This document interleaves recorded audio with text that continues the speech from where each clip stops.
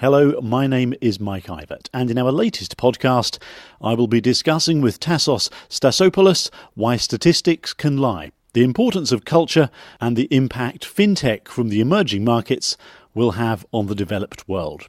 So Tassos, data's getting better, and we can analyse it faster. So why do you feel the need to visit the places to gain your insights? Let's take an issue and try and solve it using a purely analytical process. For example, female participation in India. About a decade ago, it was quite low. It was about 35%, and you would expect it to rise slowly to around 52% where the developed world is today. Using a purely analytical approach, you would look at national statistics.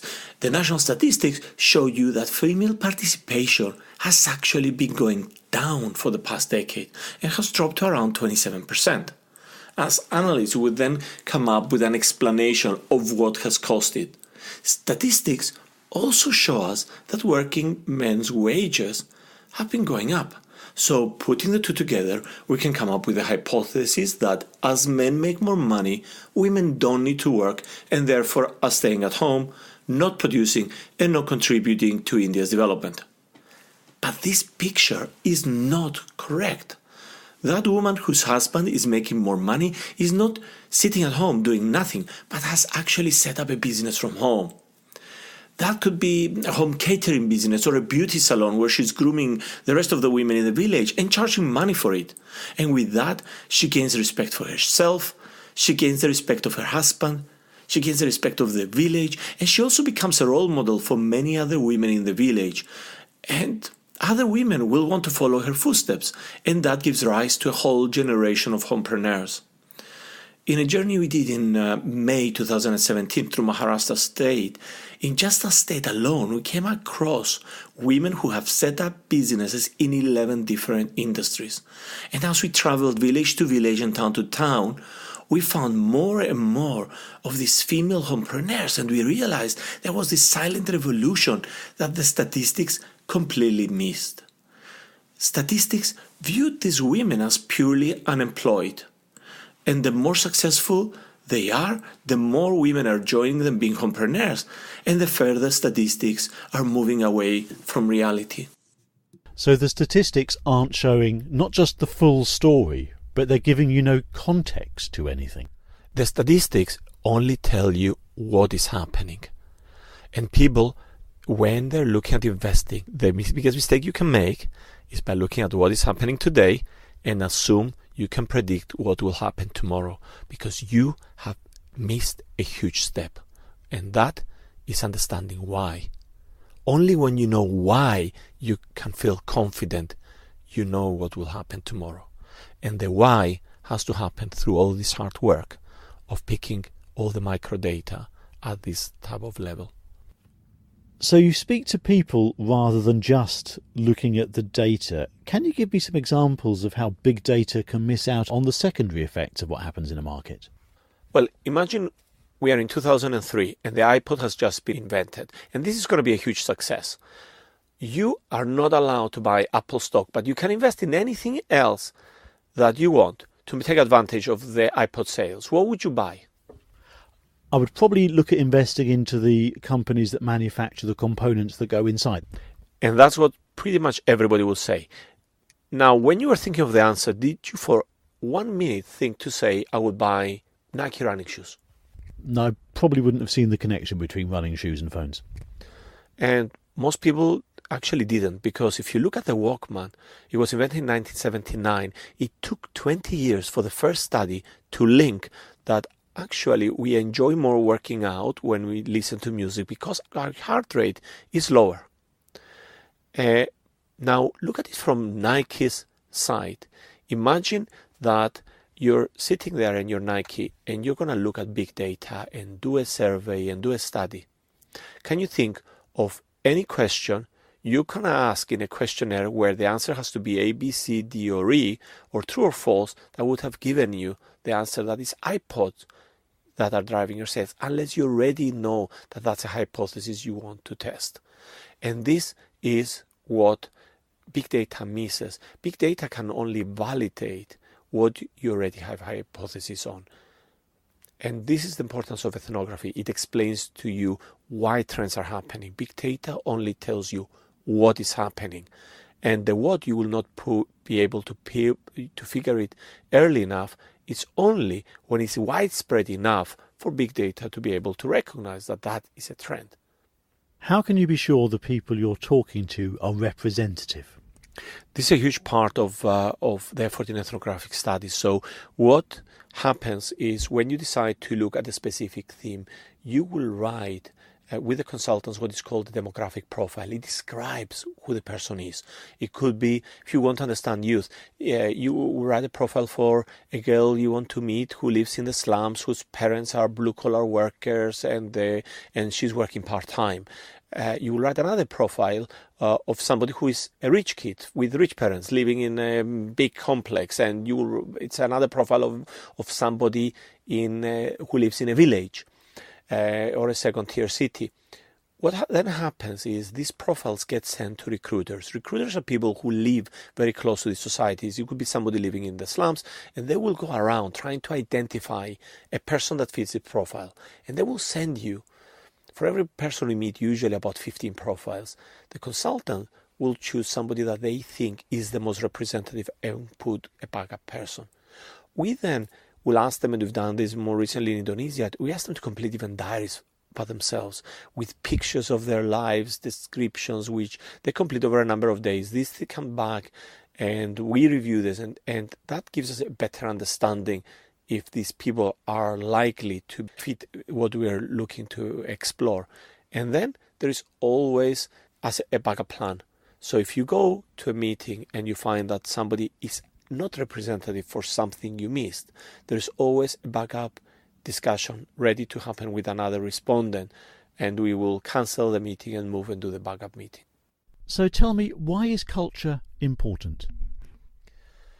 Because we're all products of our culture. When we talk about culture, it's the collection of all the core values that the individuals in a country hold. And they are the invisible hand that makes us behave in a certain way. The difficulty with studying culture is that it is lived, is not articulated. So it is a lot of hard work on the ground to be able to understand it.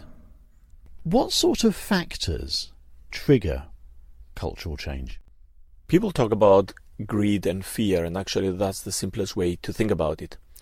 If you look at fear, when people, in times of austerity, people will become more conservative. People who have been very, very open and open economies will start becoming more inward looking. And you don't have to look very far. We're here in the United Kingdom, and we've seen this in the case with Brexit.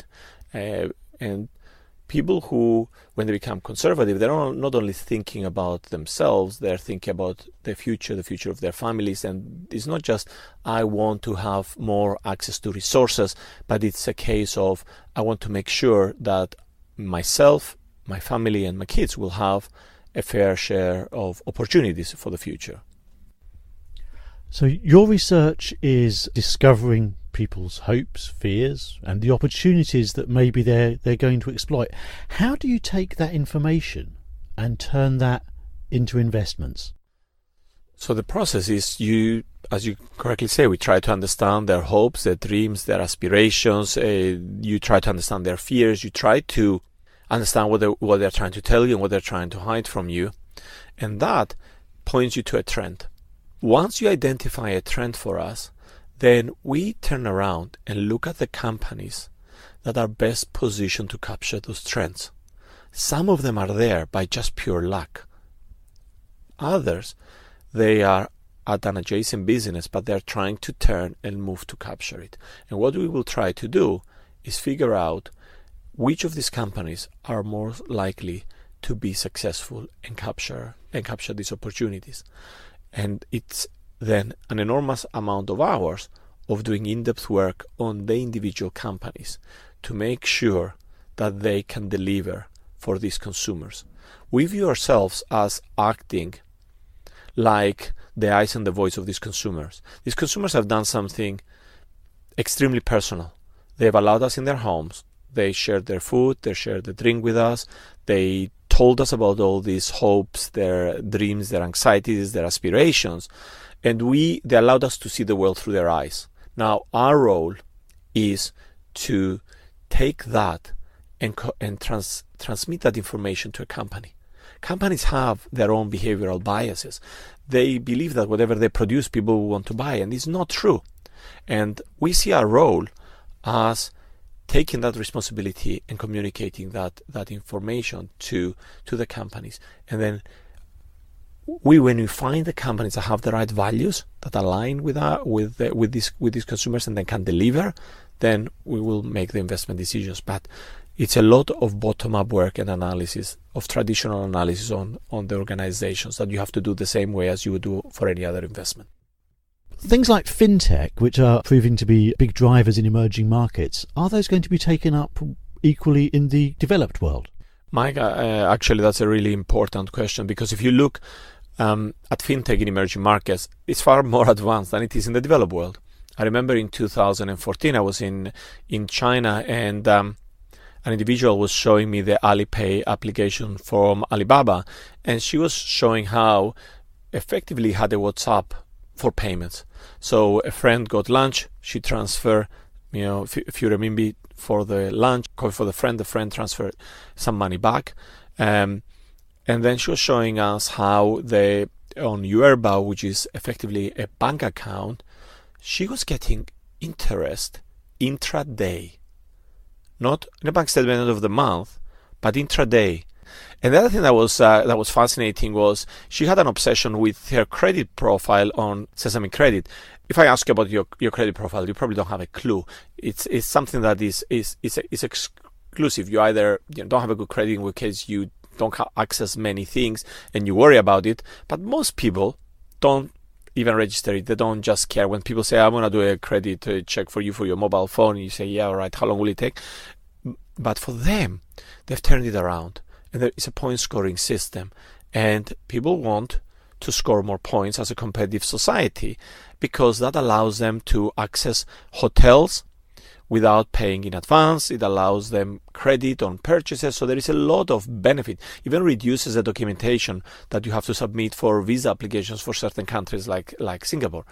So and the way that they build a credit profile, it's easier for people to understand. For example, they will even ask you to upload your LinkedIn profile so they can see who your friends are. They look at purchases you make, where you work, what your business email is, and that gets people to want to improve that credit profile. So when we looked at this in 2014, I love this WhatsApp of payments when you can transfer money easily, because if someone comes and asks me, do you want a coffee?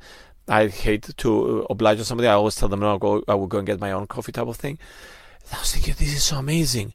Oh, I'm sure next year it will be in the UK.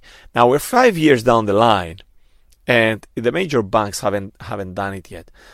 So I believe when it comes to certain areas of technology, the emerging markets are going to lead the way, and we're just following.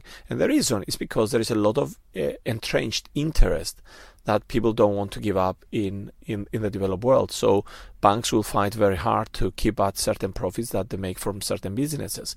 But the trend is the trend, and it's very hard to fight against it. It will just be slower to happen here. Tassos, many thanks for your views, and remember to subscribe to our podcast series as we explore important insights from the emerging markets.